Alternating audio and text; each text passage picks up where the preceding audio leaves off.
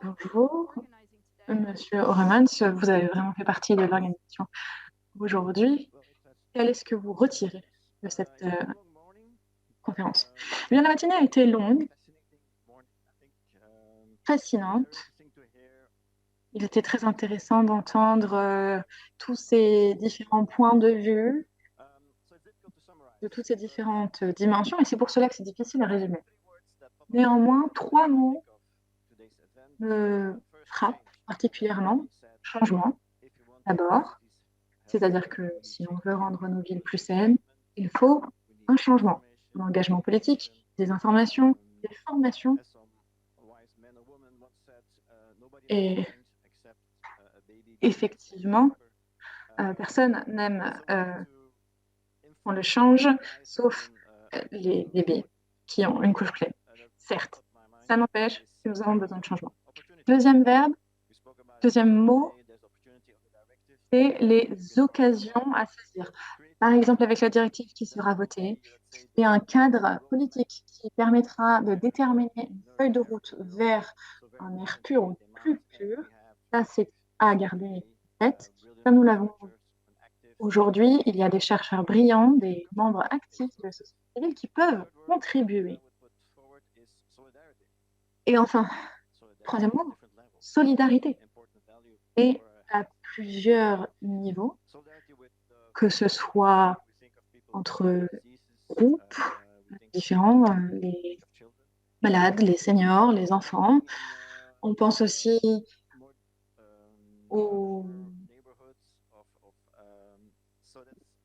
personnes qui vivent dans des quartiers défavorisés, moins favorisés. Solidarité avec la génération future. J'étais ravie de voir la présence d'Oscar aujourd'hui, qui a été très expressif sur la question de l'implication des jeunes. Voilà, tels sont les trois mots. Tiens, changement, solidarité. Très bien. Et pour vous, qu'est-ce qu'il y a maintenant? On parle des résultats de l'étude, par exemple. Effectivement, nous allons finir cette étude qui a été présentée. Enfin, bon, les résultats préliminaires ont été présentés aujourd'hui par Luc. C'est quelque chose qui va nous occuper pour les prochaines semaines. Et avec Hill et d'autres partenaires, nous pourrons publier enfin un document final en anglais.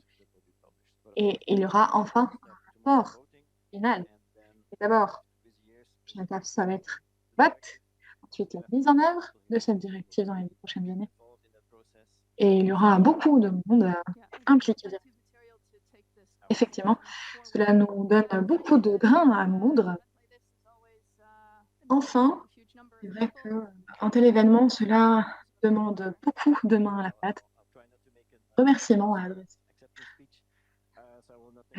Effectivement, je ne vais pas faire un très très grand discours comme ma mère en a le secret, mais je remercierai tout de même tous nos partenaires, par exemple Hill, nous avons beaucoup travaillé, je vais dire moi. Je veux aussi remercier les collègues des mutualités libres de la communication pour tout le travail qui a été effectué.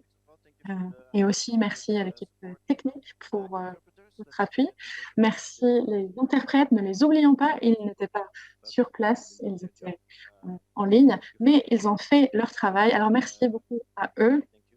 Et enfin, merci à vous d'avoir ainsi modéré les opérations. Merci.